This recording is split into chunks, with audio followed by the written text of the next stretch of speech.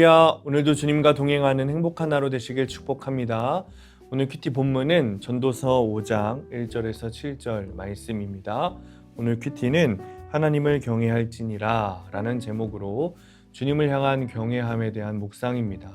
말씀 질문입니다. 왜 말씀을 듣기 전에 발걸음을 조심하라고 할까요? 먼저 1절 말씀 읽겠습니다. 너는 하나님의 집에 들어갈 때 내 발을 삼갈지어다. 가까이하여 말씀을 듣는 것이 우매한 자들이 재물 드리는 것보다 나으니 그들은 악을 행하면서도 깨닫지 못함이니라.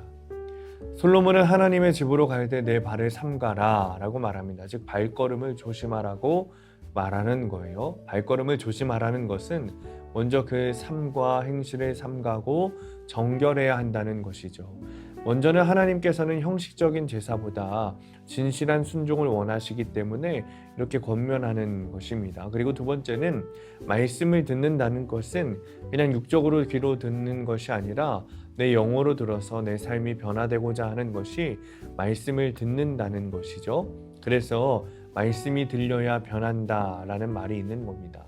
즉 말씀을 듣는다는 것은 그 말씀대로 살기를 결단하고 적용하는 것을 의미합니다. 아무리 여러분 예배를 잘 드리고 말씀을 잘 알아도 그렇게 살지 못하는 것은 악을 행하면서도 깨닫지 못하는 것과 같습니다. 4절입니다. 네가 하나님께 서원하였거든 갚기를 더디게 하지 말라. 하나님은 우매한 자들을 기뻐하지 아니하시나니 서원한 것을 갚으라. 4절에 보면 서원이라는 단어가 나오는데 서원이란 문자적으로 자신의 입술을 통해 하나님께 자기 자신을 바치는 행위를 뜻합니다. 그러니까 사람과의 약속보다 중요한 것이 전능하신 하나님과의 약속이죠.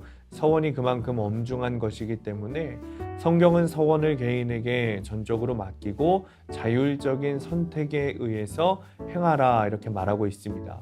서원은 이렇게 조심해야 하는 것이지만 일단 입으로 고백했다면 결코 번복될 수 없습니다.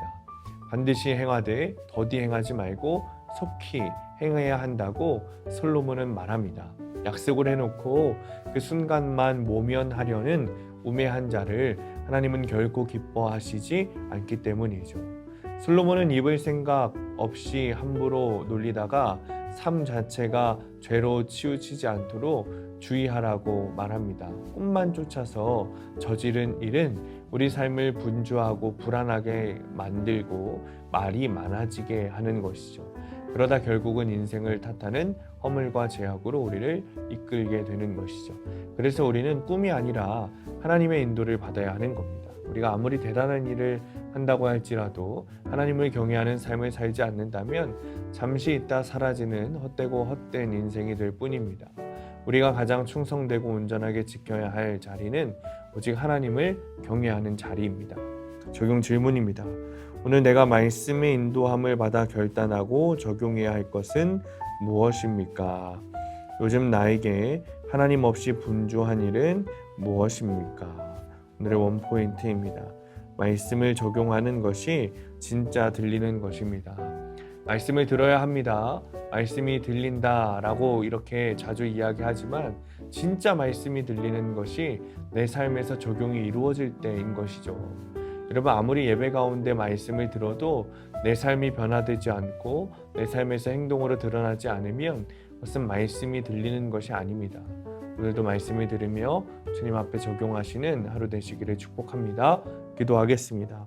주님, 말씀을 적용하게 하시기를 원합니다.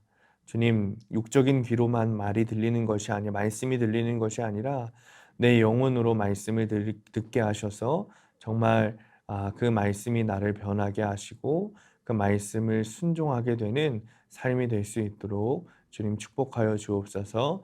그래서 그냥 귀로만 말씀을 들어 헛된 인생을 사는 것이 아니라 내 삶이 변화되어 주님이 기뻐하시는 삶을 살 수 있도록 주님 축복하여 주옵소서. 예수님의 이름으로 기도합니다. 아멘.